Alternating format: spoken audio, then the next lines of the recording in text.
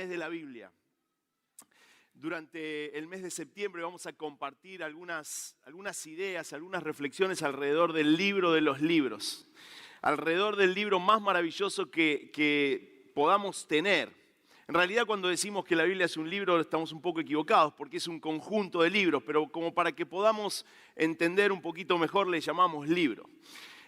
Hoy vamos a tener un mensaje quizá un poquito distinto. Como introducción, queremos dar algunos datos, algunas cuestiones por ahí, no sé si estrictamente técnicas. Es muy difícil intentar resumir en un ratito nomás mucho de lo que la Biblia es. De hecho, me levanté muy temprano y dije, si esto intento explicarlo, vamos a irnos a la hora a las 2, 3 de la tarde. Entonces, mejor resumamos y tratemos de enfocarnos en algunas cuestiones. Lo primero que quiero decir es que la Biblia, o como iglesia, mejor dicho, dependemos totalmente de la Biblia. Y esto no es una declaración amigable y marketinera, sino que es una profunda declaración de principios. La iglesia de la Puerta Abierta depende totalmente de la Biblia. Y quiero volver a repetirlo y quiero que nos detengamos y pensemos y entendamos lo que significa formar parte de una comunidad que depende totalmente de la Biblia. Nosotros como iglesia creemos que la Biblia es la palabra de Dios en cada una de sus frases, en cada versículo, en cada capítulo, en cada espacio de este libro que ustedes tienen o que ustedes ahora o todos leemos en medios electrónicos. Nosotros estamos parados, fundamentados en la Biblia para hacer iglesia, para construirnos comunitariamente. Y eso nos da un montón de garantías. En un ratito nomás vamos a explicar algunas de las cosas referidas a esto. En la Biblia encontramos el mensaje que Dios tiene para el ser humano y es por eso que nosotros nos paramos como fundamento en la palabra de Dios. El Señor Jesús habló de la importancia de la Biblia. Mateo capítulo 5, versículo 18, porque de cierto les digo que mientras existan el cielo y la tierra no pasará ni una jota ni una tilde de la ley hasta que todo se haya cumplido. De alguna manera lo que el Señor Jesús estaba diciendo, nada va a pasar sin que se cumpla todo lo que está escrito en la palabra de Dios. El Señor estaba refiriéndose a la ley, pero la interpretación que nosotros podemos darle es que todo el canon bíblico tiene una importancia superlativa para todo aquel que se llame cristiano y que quiera seguir la fe cristiana. La Biblia es la palabra de Dios, o mejor dicho, es la palabra eterna de un Dios eterno. Dios es eterno y su palabra es eterna. La Biblia es la palabra inmutable de un Dios inmutable, es decir, de un Dios que no cambia. Su palabra no cambia y Él no cambia. Su expresión al ser humano no cambia y está reflejada en el contenido que nosotros hoy accedemos con una libertad asombrosa, pero que es por lo que muchos luchan y han luchado para poder acceder. La Biblia es la palabra de salvación de un Dios que salva. La Biblia expresa el corazón de un Dios que quiere encontrarse con el ser humano, de un Dios que salva y que a través de su palabra está expresando su plan de salvación. La Biblia es la palabra de verdad de un Dios que es verdad. Es muy importante todo esto porque si Dios es verdad y su palabra es verdad, si Dios es verdad, su palabra es verdad, y si su palabra es verdad, Dios es verdad. La Biblia es la palabra del día a día de un Dios que quiere vivir el día a día con su pueblo. Me encanta pensar en esto, me encanta pensar que no leemos un tratado de teología, que no leemos un compendio, un diccionario, un comentario, sino que estamos leyendo mañana tras mañana, día tras día, palabra viva, palabra fresca, cosas que muchas veces tienen distinto sentido de acuerdo al momento donde nos encontramos, porque el Espíritu Santo hace que la vivamos de una manera particular. Así que la Biblia es un libro, un conjunto de libros maravilloso. Así que permítanme dar algunos tips o datos, mejor dicho, esa sería la palabra correcta. Dije que no es un libro, sino que es un conjunto de libros. La Biblia contiene 66 libros. Me acordaba cuando jugábamos en la pandemia, una de las preguntas de la pandemia era ¿cuántos libros tiene la Biblia? ¿Se acuerdan cuando jugábamos al preguntado bíblico? ¿Quién le pegó a ese título? Yo miro algunas caras que jugaban. No, vos robabas, Pichirili, vos robabas, yo sé. Lo quiero decir públicamente ahora porque ya pasó, ya hemos... Pero hacíamos este tipo de preguntas y jugábamos a ver quién sabía más. Y los que habían ido a la escuelita dominical tenían una ventaja tremenda. Dicho sea de paso, tenemos uno que se puede cantar allá atrás. Los 66 libros, no te voy a hacer pasar, pero se los canta. Dice que los aprendió en la escuelita dominical cuando tenía 5 años. Se los canta tipo canción de cancha, los 66 libros. ¿Los podrías preparar para este mes de la Biblia? Nos quedaría muy bien. ¿Sí? ¿Quién dice amén? A ver. Bien, mirá Santi, vas a tener que cantar. Así que 39 libros componen el Antiguo Testamento y 27 el Nuevo Testamento. Esos son los 66 libros que nosotros tenemos acá, que vos tenés en la Biblia. Entre 2 tapas negras, rojas, las que están son esos 66 libros que componen el canon bíblico. Fue escrito, esto es maravilloso, hermanos, fue escrito en un periodo, escrita en realidad en un periodo de 1500 años aproximadamente. Algunos, digamos, si se empezara a escribir hoy, se terminaría de escribir en el 3522 todas las cosas que ocurrieron en la Biblia. Es maravilloso. Es maravilloso que nosotros tengamos un libro que se escribió en un periodo largo de la historia y está escrita por más de 40 autores distintos. Y me encanta pensar que esos autores son seres humanos de carne y hueso, personas de carne y hueso que en distintos momentos de la historia recibieron revelación del Señor, o luego el Señor se encargó de que alguien tomara eso como su palabra. Es maravilloso pensar en esto. Es el libro más vendido cada año, o sea, no compite por ser el bestseller, eso es un dato que ya todos sabemos. Es el libro con más traducciones y con más procesos de traducción.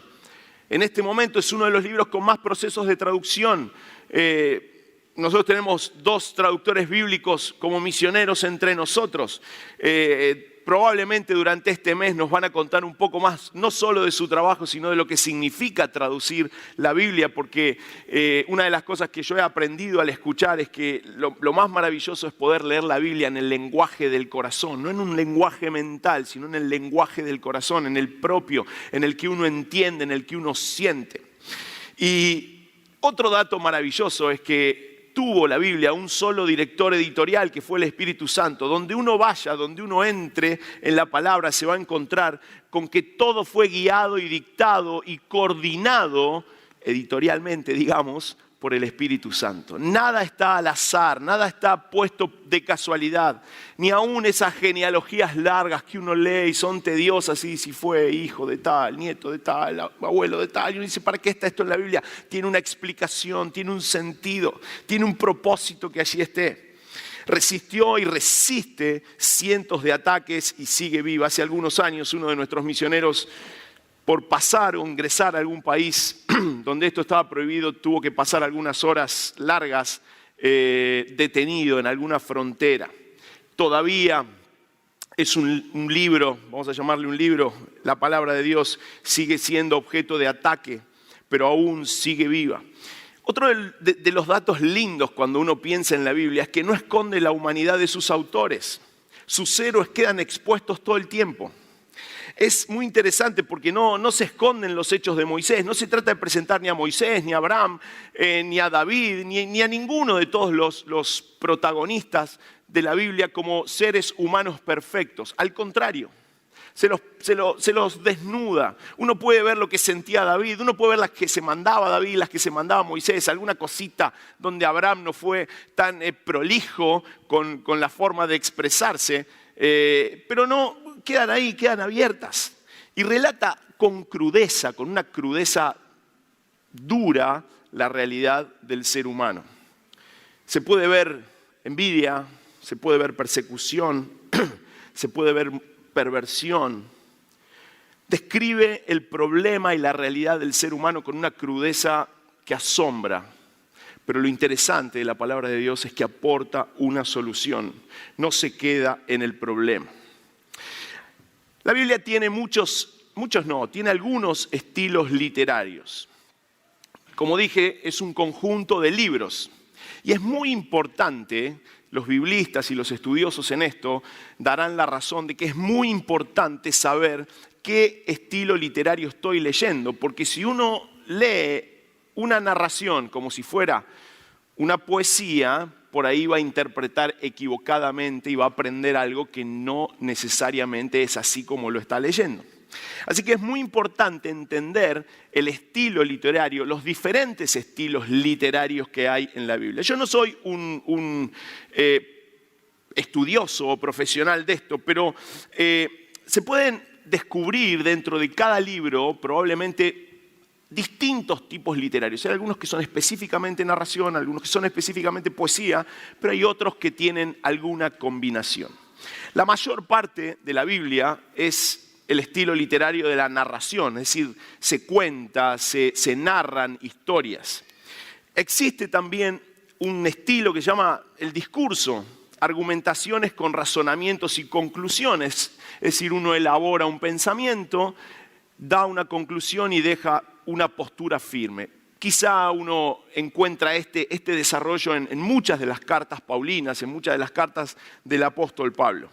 Si bien la profecía no es un estilo literario en sí mismo, yo me tomé la licencia de separarlo porque es muy importante entender cuando uno lee que está leyendo profecía, que está leyendo cosas relacionadas con el obrar profético en el texto bíblico. Después está la poesía, la Biblia está llena de poesía. El año pasado hemos aprendido mucho de esto. Y en eso encontramos canciones, reflexiones, lamentos, parábolas, metáforas, alegorías, hipérboles. Y de vuelta, acá es muy importante entender lo que estoy leyendo, porque si no uno va a literalizar algunas cuestiones que tienen que ver con figuras que se usan para maximizar y dejar una idea. Por ejemplo, cuando el Señor Jesús dijo, más fácil es pasar un camello por el ojo de una aguja. Si bien no estaba hablando de una aguja de las de coser, sino de una suerte de ventanita chiquita en una muralla, era muy difícil pasar un camello por ese lugar. Entonces uno tiene que entender que está usando un lenguaje alegórico o hiperbólico para no literalizar algunas cosas que después uno por ahí va a andar por la vida tratando de pasar un camello por el ojo de una aguja de coser para tratar de llegar a la salvación si uno tiene un poco de dinero en el bolsillo, ¿no? Un poco jugando con la idea de lo que el Señor mencionaba. En cuanto a idiomas y a traducciones, la Biblia original, el Antiguo Testamento en realidad, tiene su gran parte escrita en hebreo y en arameo. En general, la Biblia toda está escrita en hebreo, en arameo y en griego. El Nuevo Testamento casi todo en griego.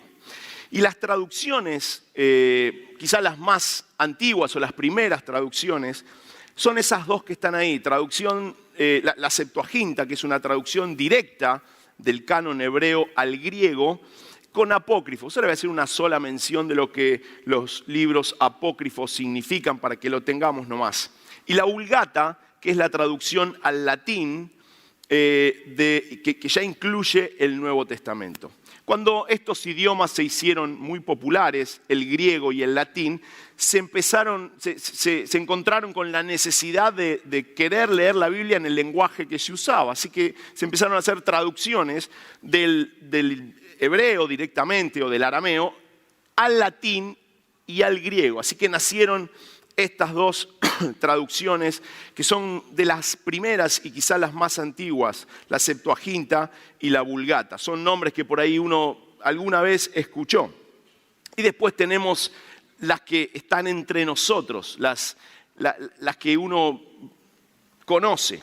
Quizá la que uno dice la Biblia con letra mayúscula es la Reina Valera del 60, ¿no? ¿Quién dice amén por ahí? Bien, todos. Todos. Yo leo ahora, esta que tengo acá en mis manos es una nueva versión internacional, pero les digo la verdad, los versículos en mi cabeza están en Reina Valera 60, porque yo desde que me convertí escuché predicar con la Reina Valera 60. Pero la Reina Valera, Reina, Casiodoro de Reina y Cipriano de Valera, son dos personas, no es una sola, fueron personas que tradujeron la Biblia al idioma español desde los originales. Creo que la primera fue en 1909, si no me equivoco. Y si usted abre su Biblia, la que tanto quiere, va a decir revisión de 1960. Y después hubo una en 1995 y creo que hay alguna más ahora. Creo que la Reina Valera contemporánea ya utiliza un lenguaje un poquitito más amigable. Pero hay varias. Y si uno amplía un poco el espectro de los idiomas, por ejemplo, en el inglés, hay numerosísima cantidad de traducciones. Nosotros acá usamos o conocemos la Reina Valera 60, obviamente, la nueva versión internacional. Muchos ahora estamos usando o estamos leyendo la nueva traducción viviente y también conocemos lo que se llamaba como la versión popular, aquella Biblia Dios habla hoy, o la traducción en lenguaje actual. Yo les recomiendo, cuando ustedes leen una versión de estas características, chequear cómo está traducida. Porque muchas de las versiones están traducidas de otra traducción, no están hechas de los originales. Entonces pueden arrastrar algún vicio idiomático. Así que cuando vos lees tu Biblia y decís, a mí me encanta leer la nueva traducción viviente, o me encanta leer el lenguaje actual, o me encanta leer el Dios habla hoy, chequees y revises cómo está traducida, de qué material, a dónde fueron los traductores a sacar su material de traducción, valga la redundancia. Porque podés tener algún vicio en la traducción, en el idioma que arrastrás, y eso por ahí no puede estar tan bueno. Así que hay que tratar de ver de dónde está traducida, si están hechas desde los originales o si son algunas traducciones de otras versiones. Hay traducciones que están desde el inglés, por ejemplo, y no sé si hay un sinfín de traducciones. Así que es muy importante buscarlo. Una pregunta que podemos hacernos es, ¿podemos confiar en la Biblia? ¿Es la Biblia un documento confiable? Y simplemente mencionar algunas cosas para no tener tanto o no detenernos tanto en los argumentos. Las palabras registradas de Jesús o por Jesús dan credibilidad y autenticidad al Antiguo Testamento. Jesús habló del Antiguo Testamento. Jesús mencionó el Antiguo Testamento. Así que, de alguna manera, cuando uno trata de pensar si el Antiguo Testamento tiene validez, encuentra a Jesús dándole validez al Antiguo Testamento. Hay cientos de profecías del Antiguo Testamento cumplidas acerca de Jesús y otras, algunas todavía por cumplirse. Hay numerosas pruebas arqueológicas de muchos años atrás y recientes que dan validez a todo el canon bíblico. Hay pruebas históricas, hay relatos de testigos y personas que participaron y registraron los hechos ocurridos. Y también hay mucha documentación ajena a la Biblia que le da validez a los documentos bíblicos. Documentos que no están incluidos en la Biblia, pero que le dan validez histórica a esos documentos. Es un poco largo explicar estas cosas, la verdad que yo no lo tengo estudiado en detalle, pero sí tenemos que saber que la Biblia tiene respaldo no solamente desde lo que nosotros tenemos en nuestra Biblia, en nuestro conjunto de libros, sino que también tiene un respaldo que es externo a esos documentos. El término canon o esta palabra se utiliza para describir la lista de libros aprobados para ser incluidos en la Biblia. Y acá quiero solamente decir dos cosas muy sencillas, porque intentar explicar esto también a mí me costaría mucho en este momento y sería muy largo. La acción, el celo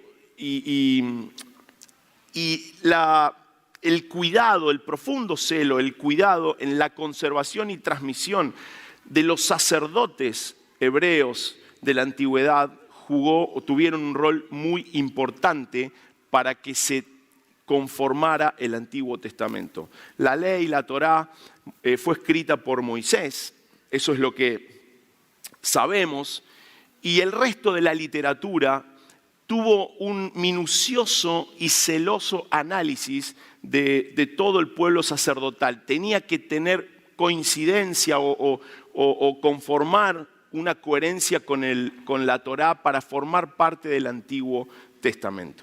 Y cuando llegamos hacia este lugar, hacia el Nuevo Testamento, sabemos que quienes empezaron a hacer, entre comillas, el Nuevo Testamento fueron los apóstoles, fueron los discípulos del Señor. Así que los discípulos escribieron, en primer lugar hicieron un contacto oral con las iglesias y transmitían las verdades que ellos habían visto. Cuando se empezó a extender el Evangelio, empezaron a escribir algunas cartas que minuciosamente, no sé si la palabra es minuciosamente, sino que con mucho cuidado las iglesias recibían y le dieron carácter y autoridad de apostólicas. Tenían que haber sido escritas por alguno de los apóstoles o por personas muy cercanas a ellos para de alguna manera tener esa autoridad y claramente tener a Jesucristo o tener el Evangelio que habían escuchado y había sido transmitido de parte de los apóstoles como el centro de esas cartas. Hay un proceso un poco más largo para que el Antiguo y el Nuevo Testamento se conformaran como canon, pero será parte de otra historia, porque si no, no terminaríamos más. Quiero mencionar algunas cosas más. ¿Qué es la palabra de Dios? Y yo lo decía al principio, la palabra de Dios es Dios mismo hablándonos, hablándote, hablándome cara a cara. No es un libro, la Biblia, para leer como cualquier otro. No puede interpretarse como cualquier otro. Leer la palabra viva es como, de alguna manera, sentarse a conversar con el mismo Dios creador del cielo. Cuando uno abre la Biblia, está encontrándose con Dios hablándole al ser humano. Así que no puede uno leerlo como un libro común, no puede leerlo como un tratado de historia, como un simple libro poético, porque es un libro espiritual. Y esto es maravilloso, hermanos, porque tenemos la posibilidad a través de este libro que tenemos en nuestras manos de conversar, de aprender directamente del Señor. Directamente del Señor. La Biblia está viva para que nosotros nos encontremos con Dios. La Biblia está viva para que nosotros, a través de esta conversación, de esta relación con su palabra, podamos aprender sus verdades, podamos aprender qué es lo que Dios espera para su pueblo y especialmente qué es lo que espera individualmente para cada uno de nosotros. Dice 2 Timoteo capítulo 3, versículos 16 y 17. Este está en Nueva Traducción Viviente. Toda la Escritura es inspirada por Dios. ¿Para qué sirve? Esta es la respuesta. Toda la Escritura es inspirada por Dios y es útil para enseñarnos lo que es verdad y para hacernos ver lo que está mal en nuestra vida. Nos corrige cuando estamos equivocados y nos enseña a hacer lo correcto. Dios la usa para preparar y capacitar a su pueblo para que haga toda buena obra. Toda la Escritura es inspirada por Dios y útil para enseñar, para redarguir, para corregir, para instruir en justicia, a fin de que el hombre de Dios sea perfecto, enteramente preparado para toda buena obra. Eso es en Reina Valera 60. O sea que la Biblia está inspirada por Dios. Cuando Pablo le escribió a Timoteo, declaró que la Biblia está inspirada por Dios y es útil para enseñarnos la verdad y también para confrontarnos con aquellas cosas que nosotros estamos errando. Nos corrige cuando estamos equivocados, nos enseña a hacer lo correcto y Dios la usa para preparar y capacitar a su pueblo para que haga toda buena obra. Ahora, ¿cómo tenemos que leerla? Se me ocurre plantear dos maneras. Una mirada inteligente, una mirada donde usemos nuestra mente, identificando el estilo literario, identificando el contexto histórico original para saber quién escribió y por qué, a qué se dedicaba, si es que puedo saber algo de su carácter o rol en el momento. Quizá puedo averiguar la fecha, su situación social, o política. ¿A quién está dirigido lo que estoy leyendo? ¿Qué tema se trata principalmente? Y si se intenta discutir alguna idea o argumentar algo, es decir, rebatir alguna herejía o algo, también puedo preguntarme cuál es el mensaje central y si está Cristo a la vista. También, una vez hecho ese abordaje intelectual, hacer una mirada espiritual o un abordaje espiritual. ¿Qué es lo que Dios está tratando de decir? ¿Hay algo que pueda decirme directamente a mí? Lo que intento aprender es coherente con el resto de la enseñanza bíblica. Ojo, yo escribí ahí con la versiculitis, es decir, agarrar un versículo y sacarlo aislado y hacer una teoría o una doctrina de algo que quizá contradiga el resto de la enseñanza bíblica. Lo que intento aprender es coherente con el resto de la enseñanza bíblica. ¿Con qué tema central tiene que ver lo que estoy leyendo? Tiene que ver con la salvación, tiene que ver con doctrina, con vida cotidiana, etcétera, etcétera, con cualquier cosa. ¿Qué principio obtengo? ¿Qué enseñanza concreta puedo poner en práctica? ¿Podré cambiar algo en mi vida? ¿Adoptar una nueva costumbre o hábito? ¿Confesar algún pecado, alguna promesa a la que aferrarme? ¿Hay alguna verdad en la que sostenerme cuando estoy haciendo este abordaje espiritual? Es muy importante no quedarnos solamente con lo que leo en mi mente, sino intentar hacer este abordaje y estas preguntas espirituales. Y algunas cosas más, simplemente las menciono. Ser paciente. Cuando leo la Biblia, el Señor revela a su voluntad. A veces no entendemos algo que luego sí nos viene a la luz. Tomar nota, escribir lo que uno pueda ir aprendiendo y entendiendo. Releer los pasajes en varias versiones, consultar un diccionario, comentario bíblico. Conversar con otros de la iglesia, otros hermanos, acerca de lo que interpreto o entiendo. Darnos tiempo para que el Espíritu Santo nos hable. No correr ninguna carrera. A veces corremos una carrera para ver a quién Dios le habla más o cuánto más puedo leer. No corramos ninguna carrera. Podemos o nos puede llevar semanas una pequeña porción hasta que la saquemos todo el jugo. No compitamos, no nos comparemos. Seamos constantes y propongámonos avanzar en la lectura de toda la Biblia, aunque no estemos corriendo. Reflexionemos y meditemos en lo que leemos y leamos para aprender cosas generales y para caminar diariamente. Y por último, ¿cómo vivirla? Decíamos que la Biblia es un libro no tanto para meterlo en nuestra mente, en nuestra inteligencia, sino para poner en práctica. Así que es importante que entendamos que la Biblia debe creerse toda. Aunque haya cosas que hoy no entendamos o cosas que no compartamos, no podemos nosotros elegir qué creer de la Biblia y qué no. O la creemos toda o no creemos nada. No podemos creer el 99%. Si creemos el 99% de lo que la Biblia dice, no estamos creyendo todo lo que la Biblia dice. Es muy importante esto. Y es muy importante en tiempos donde la posverdad aparece, donde el relativismo aparece, donde reacomodamos, reinterpretamos muchas cuestiones que son verdades absolutas. Necesitamos creer a toda la Biblia, porque si no creemos toda la Biblia, estamos inhabilitando algunas de las verdades que aparecen en ese lugar.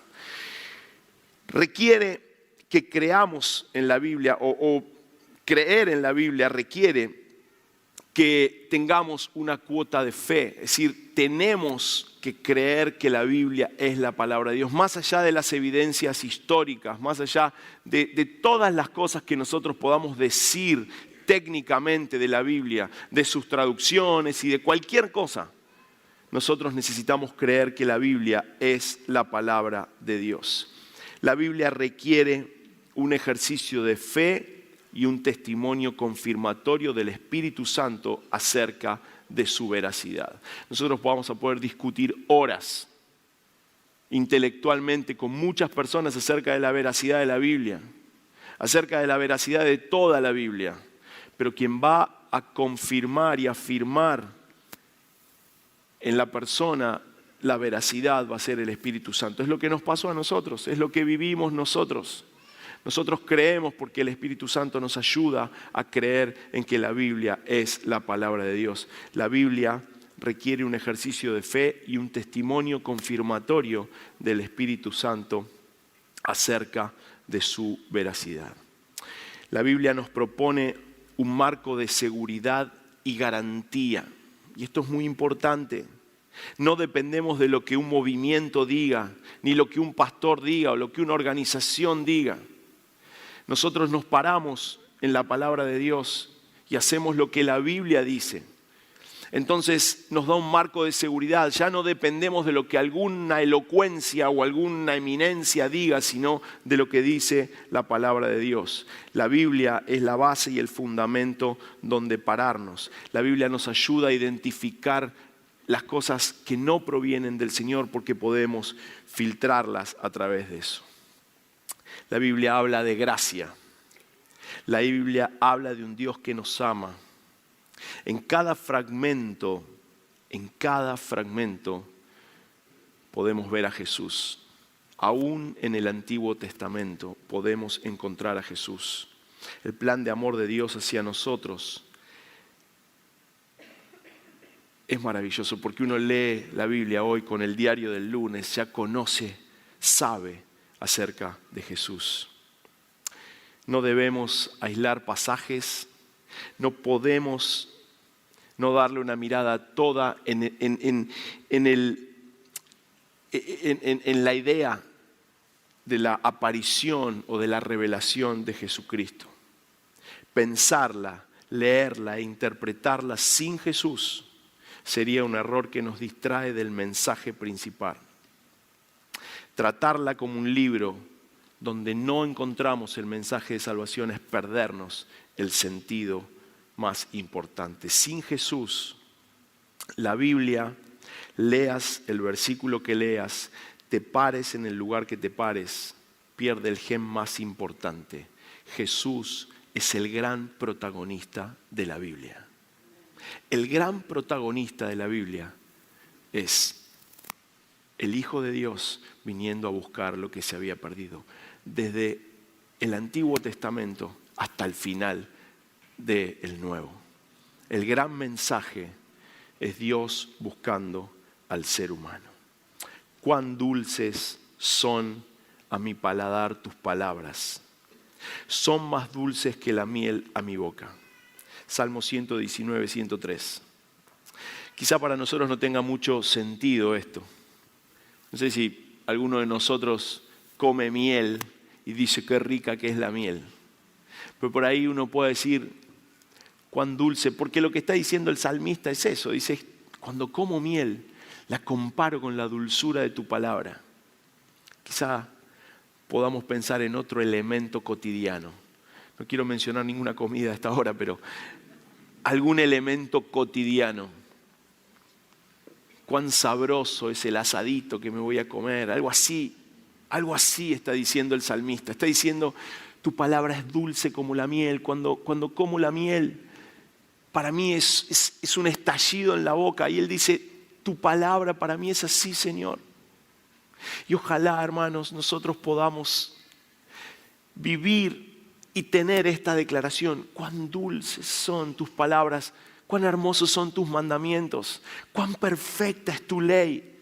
Quiero meditar, quiero pensar en ella. No quiero solamente saber teología, no quiero solamente entender si son 66, 65, si estaban compilados en 22 o en 24 en el canon hebreo del Antiguo Testamento, si las traducciones están bien hechas o están mal hechas. Lo que quiero, Señor, es encontrarme cara a cara con vos cada día y poner en práctica y vivir para mi vida cada una de las cosas que tu palabra dice.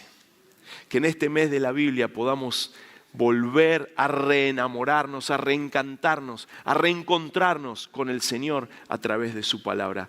Insisto, cuando te tomás un mate, abrís la Biblia, casi que tenés al Señor enfrente. Casi que tenés una charla con Él.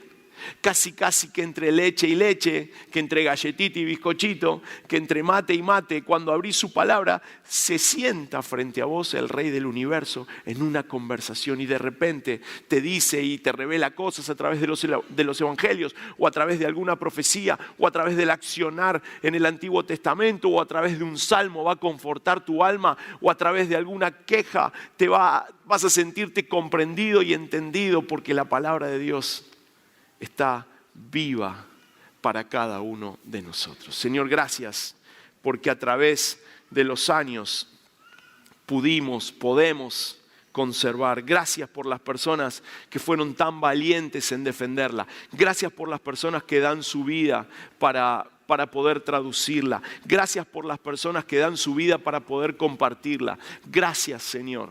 Gracias porque tu palabra nos habla de un Dios que nos ama. Nos habla de una revelación dada al ser humano para que podamos encontrarnos con Jesús. Gracias, Señor, porque hay documentos que la validan. Hay un montón de cosas que intelectualmente le dan sentido y valor al libro que nosotros tenemos en nuestras manos.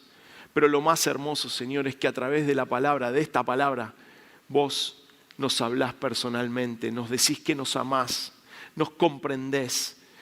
Cuando leemos, Señor, los salmos, cuando leemos un montón de cosas, nos sentimos comprendidos, entendidos. Gracias porque podemos leer que Jesús es nuestro sumo sacerdote. Gracias porque podemos leer que tenemos a alguien que nos entiende y se compadece de nosotros porque vivió y pasó las mismas cosas que pasamos nosotros, pero sin pecado. Gracias porque la Biblia habla de perdón. Gracias porque la Biblia habla de Jesús viniendo a la tierra para perdonar, para rescatar lo que se había perdido. Habla de la vuelta a la familia.